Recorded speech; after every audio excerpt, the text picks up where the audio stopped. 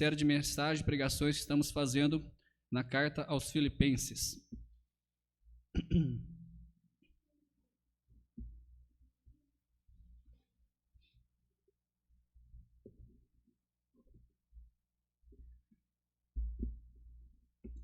Você pode, já deixa a sua Bíblia aberta aí em Filipenses capítulo 1.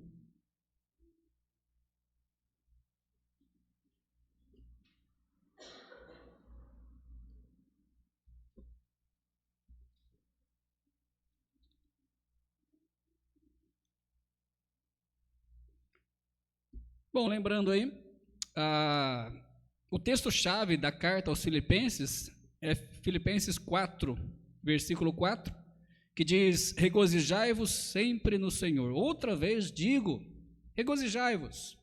Então é uma carta alegre, né, como nós já temos visto, e interessante que o local, a situação no momento não é tão alegre, mas mesmo não sendo uma situação alegre, o apóstolo aqui escreve uma carta de alegria e ele diz nessa carta, mesmo a situação dele estando contrária, ele diz nessa carta: regozijai-vos sempre no Senhor. Outra vez digo, regozijai-vos. O nosso capítulo é o capítulo 1 e o nosso texto é do versículo 3 ao versículo 11. Embora nós não vamos pregar toda a mensagem hoje, nós vamos continuar próxima semana, devido aí a muita informação, muita mensagem, muita coisa a aprender. Então vamos apenas ir até um certo ponto e depois vamos deixar para o próximo domingo. Mas vamos ler o texto completo, Filipenses capítulo 1, versículo 3 ao 11, se você pode, fique de pé em reverência à palavra de Deus, que diz o seguinte, a palavra do Senhor. Dou graças ao meu Deus todas as vezes que me lembro de vós, fazendo sempre com alegria oração por vós em todas as minhas súplicas, pela vossa cooperação no Evangelho desde o primeiro dia até agora, tendo por certo isto mesmo, que aquele que em vós começou boa obra, a aperfeiçoará até o dia de Jesus Cristo. Como tenho por justo sentir isto de vós todos, porque vos tenho em meu coração, pois todos vós fostes participantes da minha graça, tanto nas minhas prisões como na defesa e confirmação do Evangelho. Porque Deus me é testemunha das saudades que de todos vós tenho, em entranhável afeição de Jesus Cristo. E peço isso, que o vosso amor cresça ainda mais e mais em ciência e em todo conhecimento, para que aproveis as coisas excelentes, para que sejais sinceros e sem escândalo algum até o dia de Cristo, cheios de frutos de justiça, que são por Jesus Cristo, para a glória e louvor de Deus. Oremos. Pai, mais uma vez na Tua presença, pedimos a Tua orientação, que o Senhor esteja com as palavras que sairá da minha boca, com todo o meu corpo. Abençoe minha voz, esteja também, Pai, falando a cada coração de acordo com a sua vontade. Toque em vidas, Pai, mude caminhos que estão tortuosos e nos faz realmente querer estar mais perto de Ti, querer servir ao Senhor melhor e cada vez mais. Ajuda-nos nessa noite, Pai, cada um de nós que estão aqui e também os que estão acompanhando pelo Facebook. Em nome de Cristo que oramos agradecidos. Amém. Os irmãos podem se assentar. O tema de hoje, como os irmãos já viram, é as qualidades do verdadeiro líder espiritual. As qualidades do verdadeiro líder espiritual.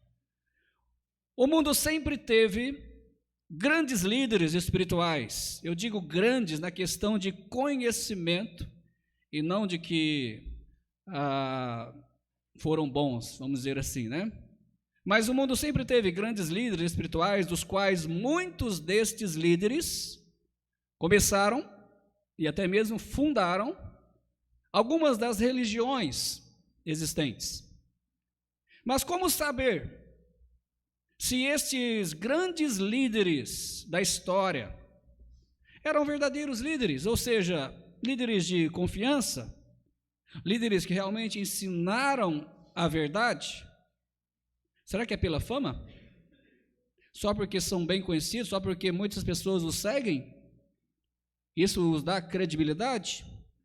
Ou seja, a autoridade está no número de pessoas que seguem as pessoas, de alguém está falando a verdade? Se olharmos para a política, sabemos que nem sempre é assim, né? Infelizmente. Mas não, irmãos.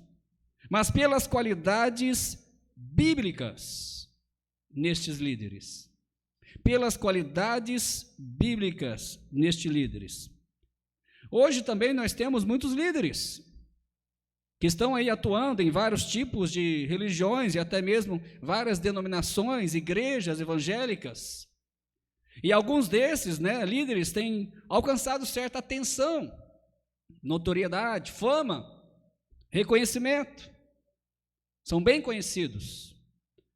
Mas a pergunta ainda continua: como saber se estes líderes que estão à frente das igrejas, que estão até mesmo nas redes sociais, são bem conhecidos, como saber se esses líderes são verdadeiros líderes, ou seja, líderes de confiança, líderes realmente que vão te ensinar a verdade? Como saber? Pela palavra de Deus, pela Bíblia. A Bíblia é o livro mais confiável da face da terra. Aliás, não é um livro, é uma biblioteca, porque tem 66 livros dentro dela. Ela é o livro mais confiável também, ou a biblioteca mais confiável, porque é a pura palavra de Deus. É Deus falando. É Deus se fazendo conhecer através da escrita. Pastor, papel aceita tudo. Eu não acredito tanto na Bíblia assim. Então comece a escrever uma Bíblia. E queremos ver se daqui a 4.000 anos ela vai continuar, como essa continua. Uma escrita durante 4.000 anos, com vários escritores diferentes, vários escritores de classe social diferente, de lugares diferentes, costumes diferentes, e nenhum, mais ou menos 40 escritores, e nenhum desses 40 escritores em épocas diferentes se contradiz, mas ao contrário, se completa. Por quê? Tem 40 escritores, mas um só autor, que é Deus, o Espírito Santo. Mas a mensagem não é essa. Eu só quero dizer que a Bíblia realmente é um livro mais confiável, porque ele é autoridade. A Bíblia é autoridade. Não é o que eu penso, não é o que você pensa, não é se determinada igreja está cheia de gente ou determinada igreja está com poucas pessoas. A Bíblia é autoridade. Infelizmente, digo infelizmente porque é triste, a Bíblia fala que o caminho que leva para o inferno é largo, é espaçoso, a porta é larga, bem espaçosa, de forma que muitos entram por esse caminho que leva à perdição. E ao contrário, a Bíblia fala também que o caminho que leva ao céu, o caminho que leva à vida, a porta é estreita, de forma que poucos a achem. Então eu não estou preocupado com números, não estou preocupado se igreja, denominação tal, tem tantos ou tantas pessoas, mas eu estou preocupado com isso daqui. Se eu estou dentro da Bíblia, ou se eu estou fora da Bíblia. Como vimos no primeiro estudo, Jeroboão pagou muito caro. Toda a sua família, toda a sua descendência foi dizimada, porque não obedeceu à palavra de Deus. Então, irmãos, questão de líder, nós temos que avaliá-los através da Bíblia. O texto que estamos vendo hoje mostra qualidades verdadeiras de um dos maiores líderes da história bíblica, o grande apóstolo Paulo, do qual ele mesmo se dizia, eu sou o menor dos apóstolos, eu sou o piorzinho dos apóstolos. Eu sou o maior dos pecadores. E assim foi um dos maiores líderes, um dos que escreveram mais cartas no Novo Testamento que estão aqui na palavra de Deus, né? Inspirado pelo Espírito Santo. Além de várias igrejas que ele começou em várias cidades, e nós estamos aqui falando da carta aos Filipenses, ou seja, a carta escrita aos crentes que estavam na cidade de Filipos, a igreja que estava na cidade de Filipos, que ele mesmo começou. Então, o apóstolo Paulo é uma referência de grande líder. E ele foi escolhido pelo próprio Senhor Jesus Cristo. O próprio Jesus veio, se encontrou com ele no caminho de Emaús, e ele estava indo para... de Emaús, fui longe, né? Damasco, obrigado. Eu fui lá nos 2 discípulos que Jesus encontrou, né? No caminho de Emaús. E ele ia para prender os cristãos, ele era um perseguidor, mas Jesus então se pôs no caminho ali, e dali por diante o apóstolo Paulo não foi mais a mesma pessoa. Alguns acreditam que na queda que ele teve do cavalo, né? Na hora que ele caiu, o espaço, né, do cavalo até o chão, ele se converteu, né? Porque no chão ele falou, né? Quem é, Senhor? Já chamou de Senhor, né? Mas ele é realmente um dos maiores líderes, apóstolos, escolhido pelo próprio Senhor Jesus. E aqui nós vemos qualidades verdadeiras de um dos maiores líderes, da qual nós podemos tirar as qualidades de um verdadeiro líder espiritual. É interessante, hoje em dia tem, eu não sei se chama coach, não é? E tem uma outra palavra também que eles usam muito, mas tem muito na internet, né? E essas pessoas, elas levam, né, multidões seguindo os seus ensinos, né? Seja aí para perder peso, ou para ganhar dinheiro, ou não sei, um monte de coisa.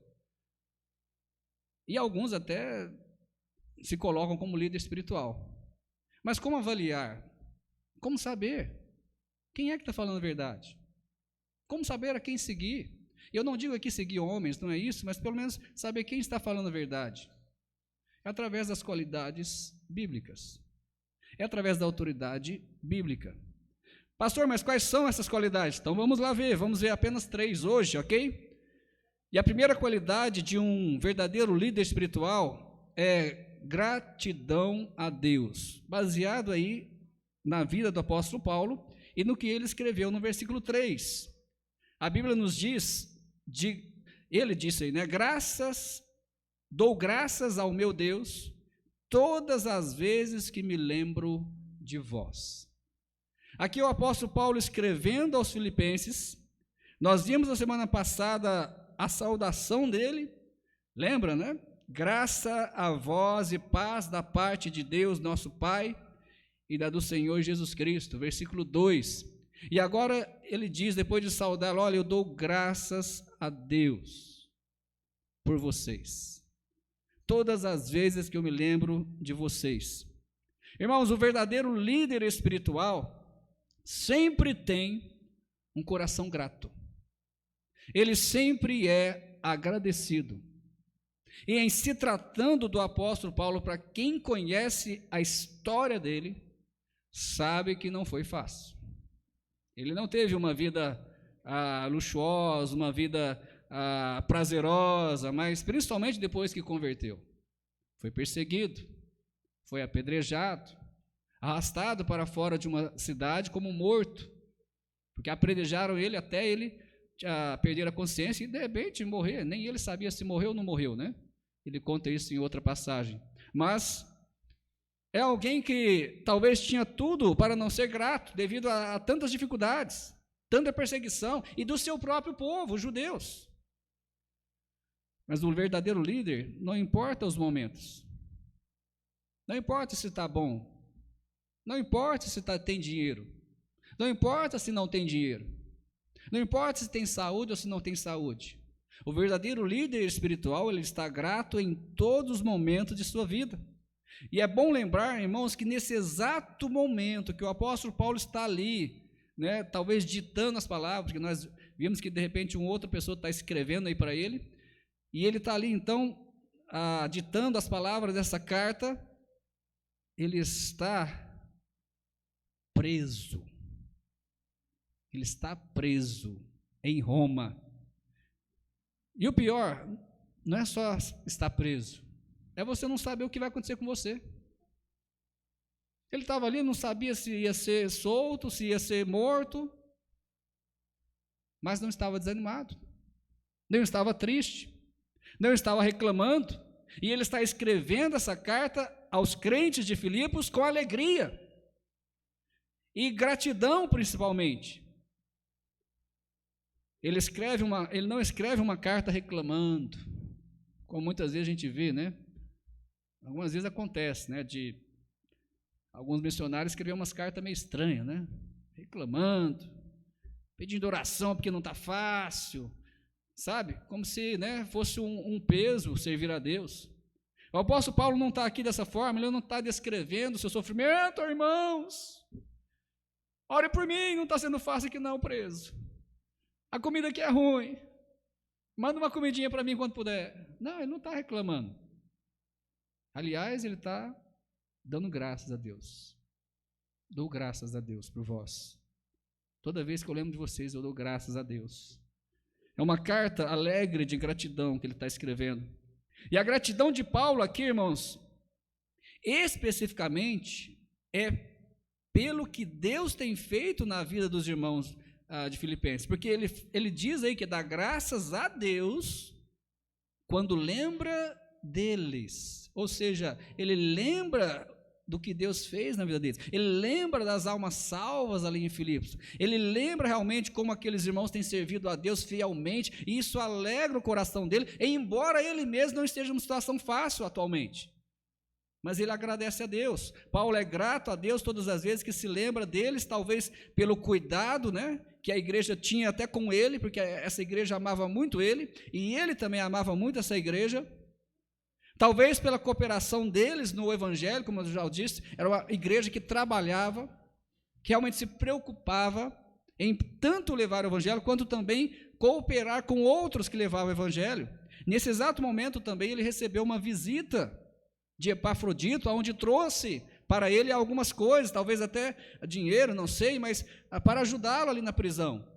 Então ele está agradecendo a Deus, ele está grato, com o coração agradecido, talvez pelo trabalho e crescimento daquela obra, que ele tem ouvido aí, Epafrodito falar, né, as notícias da igreja de Filipos. Então, um líder, ele sempre está grato, ele sempre é agradecido. Se você vê um líder espiritual, um pastor, seja o que for aí, reclamando da vida, pode saber que tem alguma coisa errada. Pode saber que tem alguma coisa errada. Em segundo lugar, ou seja, a segunda qualidade do verdadeiro líder espiritual é a alegria na intercessão. A alegria na intercessão. O que o apóstolo Paulo diz aí em Filipenses 1, versículo 4 agora? Ele diz, fazendo sempre com alegria oração por vós em todas as minhas súplicas. Fazendo sempre com alegria oração por vós em todas as minhas súplicas. Eu particularmente aprendi algo nessa mensagem, nesse ponto. Eu vou passar para os irmãos. Paulo não só é grato a Deus pela vida dos filipenses, pelo que Deus tem feito ali em Filipos, mas ele tem alegria de interceder em oração por eles.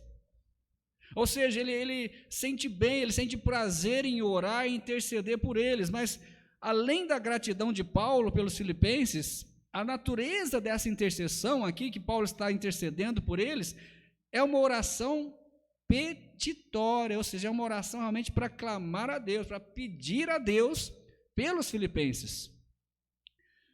Como? Mostrando a nós, no caso, né, que a intercessão não é um fardo a ser carregado. E não é muitas vezes isso que nós sentimos? A intercessão, o apóstolo Paulo mostra aqui no versículo 4, que não é um fardo a ser carregado. Eu tenho que orar por fulano, ciclano, eu tenho que orar por isso, por aquilo, como se fosse um peso. Mas ele mostra aqui que a intercessão é um exercício da alma a ser praticado com alegria. Com alegria, irmãos. Será que as nossas orações têm sido feitas dessa forma? Com alegria? Ou será que nós temos orado por causa, eu tenho que orar, como se fosse uma obrigação, um peso? O líder espiritual, ele intercede, mas ele intercede com alegria. E o líder espiritual, como nós vamos ver aqui do apóstolo Paulo, ele sente muitas vezes aonde precisa orar. Ele sabe aonde precisa orar, aonde precisa pedir por cada irmão, por cada igreja. E em meio à alegria, irmãos, o apóstolo Paulo tinha então uma preocupação com aquela igreja. Ele tinha certas preocupações. E uma preocupação que o apóstolo Paulo tinha, está aí no versículo 5, era pela cooperação no evangelho. Porque o versículo 5 nos diz: pela vossa cooperação no evangelho desde o primeiro dia até agora. Eu vou ler o versículo 4 e 5 para você entender. Olha lá: fazendo sempre com alegria oração por vós em todas as minhas súplicas, vírgula, né? Ou seja, ele está continuando. Ou seja, ele está fazendo súplicas com alegria pelo quê? Pela vossa cooperação no evangelho desde o primeiro dia até agora. Cooperação é a tradução de koinonia, né, no grego. Essa palavra é rica, a palavra koinonia. Tem até um grupo, né, não sei se ainda tem, tinha um grupo também chamado, né, koinonia, que cantava músicas evangélicas. Então, essa palavra pode significar, e ela é traduzida também no Novo Testamento, aí, na Bíblia, de 3 formas, né? Cooperação, que no caso está aí, né, Filipenses 1:5, e outros textos também. Em outros textos ela também é traduzida como comunhão, e em outros textos também ela é traduzida como comunicação. Então é uma palavra rica no seu significado. A questão aqui provavelmente é na questão de comunicação, na questão até provavelmente financeira, que o apóstolo Paulo está dizendo aqui. Mas não quer dizer que não seja também outras partes dessa palavra incluída aí, né? Cooperação, comunhão. Sabe por quê? Porque desde os primeiros dias da igreja de Filipos, até a data em que Paulo escreveu esta carta, os filipenses eram exemplos de cooperação do evangelho. Eu li um comentário, né? Tem até o texto, mas nós não vamos trazer aqui, que a igreja ajudou, né, o apóstolo Paulo com poucos meses de existência. Poucos meses de existência, essa igreja ajudou o apóstolo Paulo financeiramente. Então o apóstolo Paulo, que sabe que essa igreja sempre teve esse ministério de cooperação, de comunicação, né, falando aí financeiramente.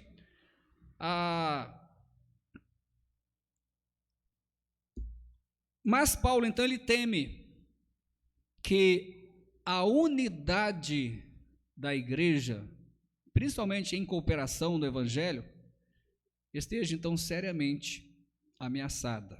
E ele teme talvez que essa igreja seria prejudicada. Ele teme que essa igreja talvez, depois de tantos anos servindo e tantos anos cooperando não só com ele, mas com vários homens de Deus, comunicando, como diz o texto, né, no evangelho, cooperando, ele teme que isso possa acabar. Paulo então usa, na própria carta aos Filipenses, em outros textos, ele usa as palavras vós e todos vós, tentando realmente mostrar, né, uma unidade, vocês estão juntos. Mas Paulo está alegre, mesmo intercedendo, mesmo temendo algo assim, ele está alegre, ele está fazendo uma oração alegre, mas ao mesmo tempo preocupado com essas petições, preocupado em colocar para Deus a igreja de Filipos em oração, pedindo para Deus provavelmente, né, Senhor, continue ajudando, continue abençoando, continue fortalecendo eles, que eles possam continuar cooperando no Evangelho, que eles possam continuar ativamente. Talvez, não sei, Epafrodito tenha trazido algumas notícias e ele também, né, talvez alguns probleminhas da igreja, e ele, né, talvez ficou com medo e começou a orar por isso. Mas a questão é que um líder espiritual, ele se preocupa tanto na oração, porque ele entende que Deus faz o que ele não pode fazer. Há muita coisa que eu gostaria de fazer por alguns irmãos, por algumas pessoas, mas eu não tenho esse poder, mas Deus tem. Então nós temos a única arma poderosa que podemos usar, que é a oração. E ele entende realmente que Deus é poderoso e que ele não faz nada, ele não é merecedor de nada, mas Deus faz tudo. Em terceiro lugar, ou terceira qualidade do verdadeiro líder espiritual, eu já quase entrei nela, né? É a convicção de quem faz a obra. A convicção de quem faz a obra. O versículo 6 nos diz: tendo por certo isto mesmo, que aquele que em vós começou a boa obra, a aperfeiçoará até ao dia de Jesus Cristo. Pergunta: quem começou a igreja de Filipos? Quem? Deus. Correto? Pessoalmente foi Paulo, já deu briga aí, ó. Irmãos, me entendam bem, ó. Quem começou a igreja de Filipos foi o apóstolo Paulo. Mas ele entendia que quem fez a obra não foi ele, foi Deus. Deu para entender? Porque ele diz aí claramente, olha, tendo por certo isso, aquele que começou em vós, isso aqui provavelmente o apóstolo Paulo está se referindo ao coração. Lembra que eu disse que tem coisa que eu não posso fazer? Algumas pessoas eu gostaria, se eu tivesse poder, de pegar o evangelho, né, enfiar lá no coração dele, ó, aceita, rapaz, você ir para o céu, larga de querer ir para o inferno, de rejeitar Cristo, mas eu não posso. Quem faz isso? Não dessa forma, né? Obrigado. Mas quem convence, quem toca no coração é o Espírito Santo. Isso também nos acalma, porque a nossa função é pregar, é falar o que a Bíblia diz, o que a palavra de Deus diz. Agora, quem ensina, quem toca é o Espírito Santo. E aí o que você vai fazer com o que você ouviu e com o toque do Espírito Santo no seu coração é você mesmo. Então aí a minha parte está feita, a outra é com você. Então tira um peso muito grande das minhas costas, né? Eu ficava antigamente frustrado, né? A gente ia evangelizar e evangelizava, né? Planava o evangelho assim, né, irmão Deus, com uma sabedoria, né, danada, né? Você ficava até orgulhoso, tal. Você não quer receber Cristo? Não. Aí você, né? Murchava, né? Murchava. Ficava frustrado, né? Mas depois que eu entendi, irmãos, que a obra de convencimento não é minha. Isso tirou um peso muito grande. Eu só preciso mostrar o que a Bíblia diz. Tanto para evangelizar quanto para pregar na igreja também, com os crentes, cabeça dura, né? A gente prega, ensina, continua no mesmo caminho errado, dando as cabeçadas no mesmo lugar. Bom, eu fiz a minha parte.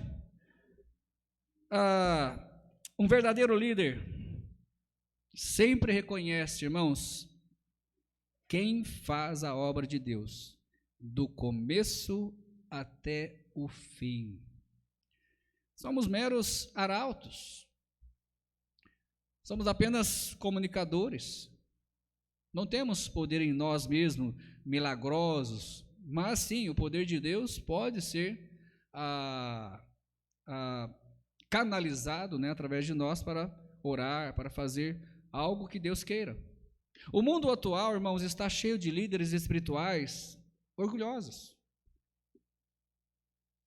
Teve uma certa vez, eu não vou dizer aqui qual tipo de igreja, mas teve uma certa vez que tinha um irmão em Franca, né, no meio de um dos pastores lá conversando, e ele veio de outra igreja, outra denominação, e aí ali no meio da conversa, surgiu uma pergunta teológica, né?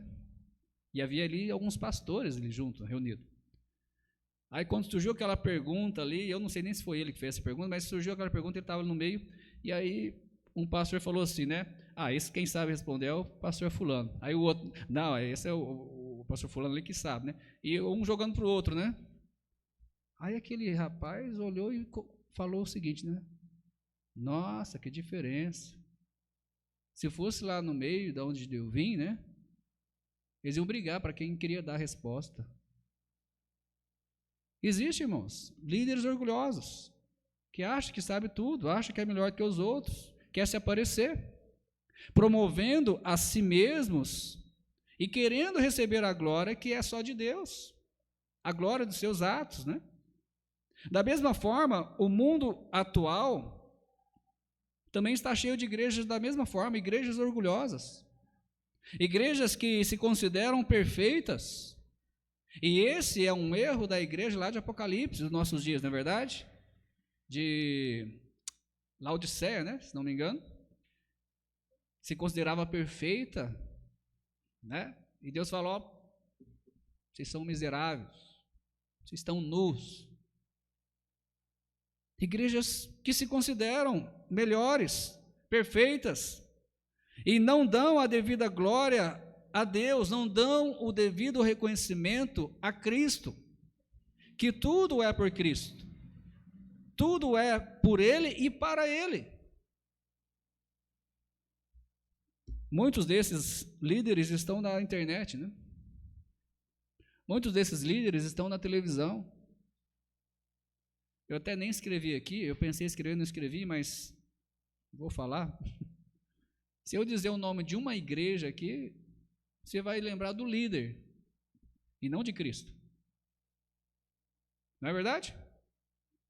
Não vou citar a igreja, não, fica tranquilo, não vou fugir da ética, não. Mas algumas igrejas têm desse tipo, você fala, igreja tal, lembra do líder. A igreja lembra do líder. Por que eu sou batista? Pastor, está puxando sardinha, é verdade, desculpa, mas eu estou. Porque os batistas não têm um fundador. Procura a história. Os batistas, se você procurar a história, eles vêm lá do Novo Testamento, né?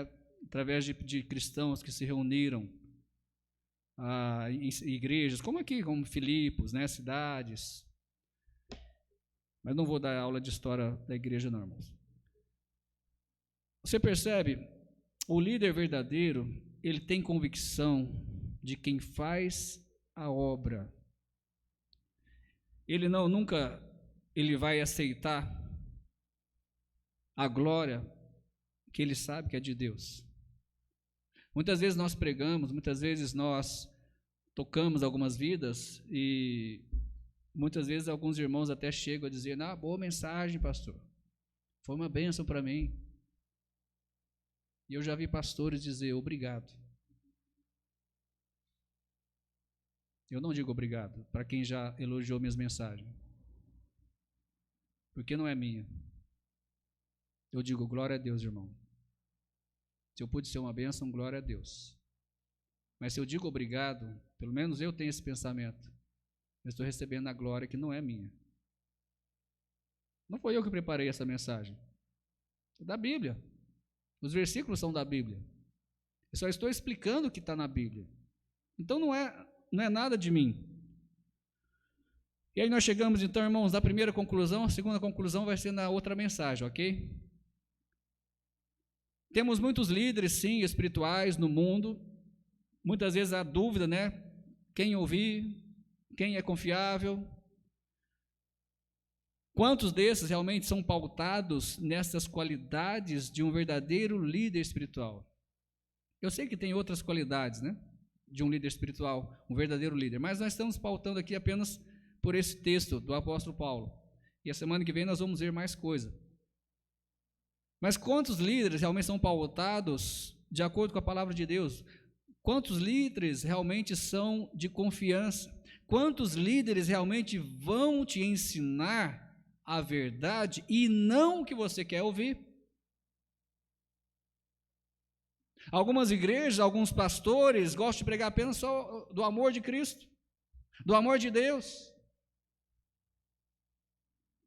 mas não entra no pecado. Pregar sobre pecado não traz boa fama para o pastor, não enche igreja. Mas outras coisas que eu poderia dizer, traz, né? Enche igreja, né? Deixa o pastor como, né, bom na história, mas ele não diz o que você precisa ouvir, ele não diz a verdade.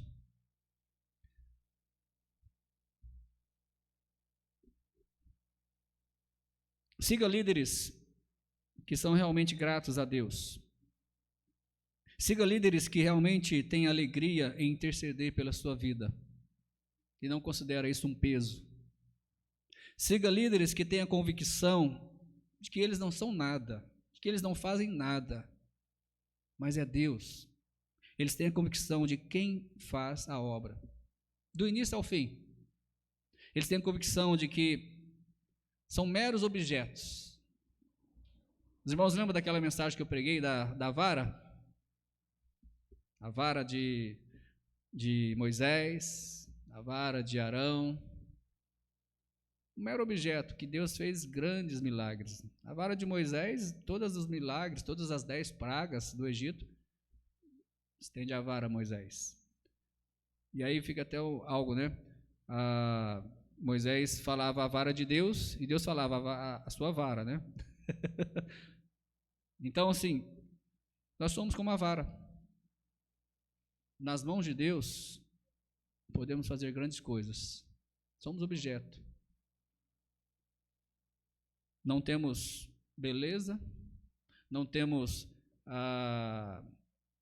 nada que chame atenção, né? Você vê uma vara em qualquer lugar, você não vai, nossa, que vara, eu vou pegar e levar para casa. Não. Mas nas mãos de Deus, como aconteceu nas mãos de Moisés, né? Uma vara, ou nós, como objetos, podemos ser grandemente usados. Mas de quem é a glória? De Deus. Vamos colocar de pé e vamos orar, agradecendo a Deus.